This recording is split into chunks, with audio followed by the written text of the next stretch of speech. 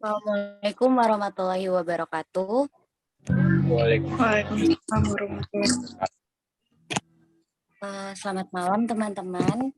Kami hormati Miss Tiwi Angelica Cindiasari Sihono, Akun MIT, selaku dosen pengampu mata kuliah Etika Bisnis.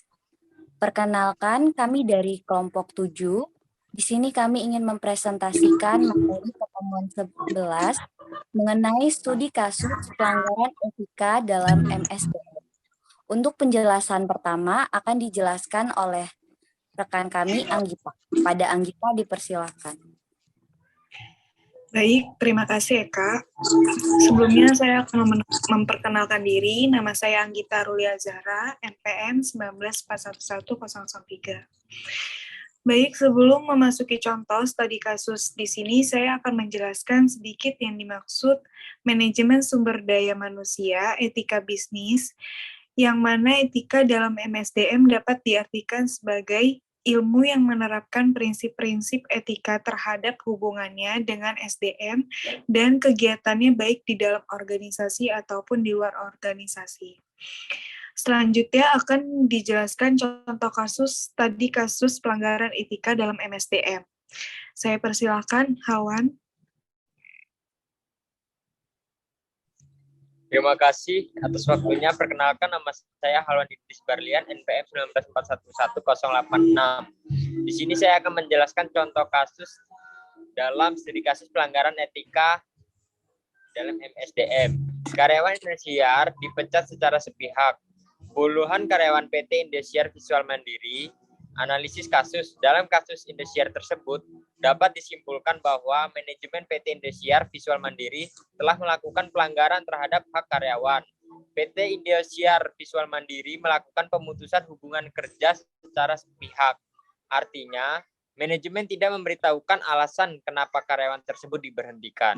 Selain itu, manajemen PT Indosiar Visual Mandiri juga melanggar hak untuk upah.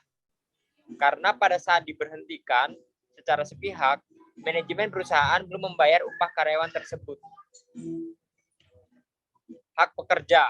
Hubungan antara perusahaan dengan pekerja merupakan kontrak implisit juga yang mengikuti doktrin yang disebut employment at will.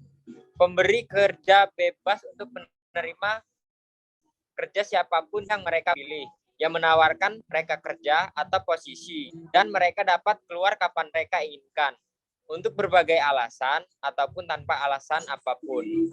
Selanjutnya akan dijelaskan oleh rekan saya, Anggita.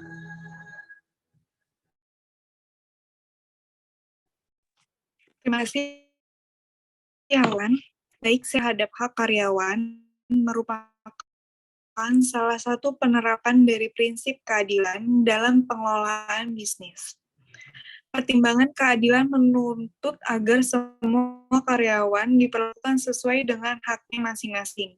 Secara umum, ada beberapa hak karyawan yang dianggap besar dan harus dijamin, walaupun dalam penerapannya perlu menyesuaikan dengan tingkat perkembangan era di mana suatu perusahaan beroperasi.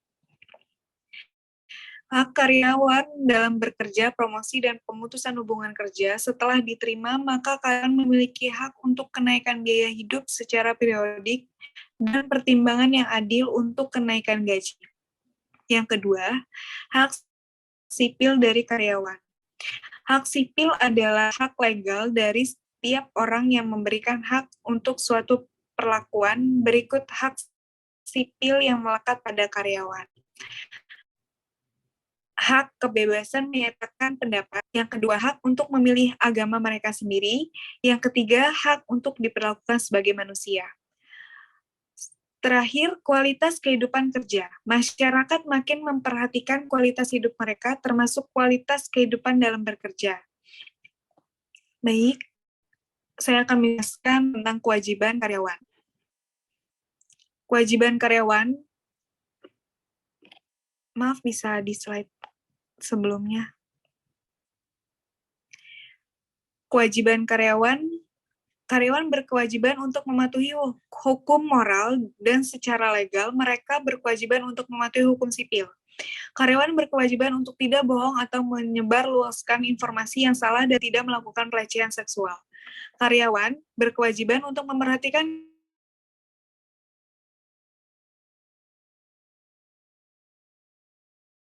kontrak ataupun deskripsi pekerjaan, ataupun tidak tertulis sama sekali. Itu saja yang bisa saya sampaikan, selanjutnya akan dijelaskan oleh Eka. Selanjutnya di sini saya akan menjelaskan mengenai hubungan karyawan dengan perusahaan. Sebagai aturan umum, karyawan memiliki kewajiban moral untuk mencegah kerugian yang ditimbulkan perusahaan pada masyarakat. Dalam mencegah perusahaannya dari merugikan masyarakat, karyawan dapat menggunakan metode whistleblowing. Metode ini secara moral dapat dibenarkan bila berbagai hal telah dipertimbangkan dan dilakukan. Di antaranya yakni 1.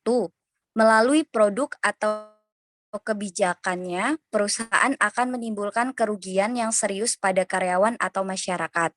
Kedua, bila karyawan mengidentifikasi adanya ancaman bagi publik, maka seharusnya dilaporkan terlebih dahulu pada atasan langsung. Ketiga, bila atasan langsung tidak melakukan apapun yang bersangkutan dengan keluhan karyawan, maka karyawan harus mencoba dahulu menggunakan segala prosedur internal yang mungkin dalam perusahaan. Selanjutnya, saya akan menjelaskan mengenai diskriminasi. Sebelumnya, diskriminasi merupakan suatu kebijakan yang memperlakukan seseorang secara tidak adil pada suatu kelompok. Diskriminasi dalam perusahaan membedakan berbagai karyawan karena alasan yang tidak relevan yang berakar pada prasangka atau stereotip. Beberapa teori menentang adanya praktik diskriminasi. Teori antara lain adalah 1. Utilitarian, yakni teori yang berpendapat bahwa diskriminasi menimbulkan penggunaan sumber daya manusia yang tidak efisien. Kedua, teori deontologi, yakni berpendapat bahwa diskriminasi melanggar hak asasi manusia. Dan yang ketiga adalah justice, yakni teori yang berpendapat bahwa diskriminasi menimbulkan distribusi manfaat dan beban masyarakat yang tidak adil. Demikianlah presentasi dari kelompok kami, kelompok 7 mengenai pertemuan 11, yakni studi kasus pelanggaran etika dalam MSDM. Kurang lebihnya kami mohon maaf. Terima kasih. Wassalamualaikum warahmatullahi wabarakatuh.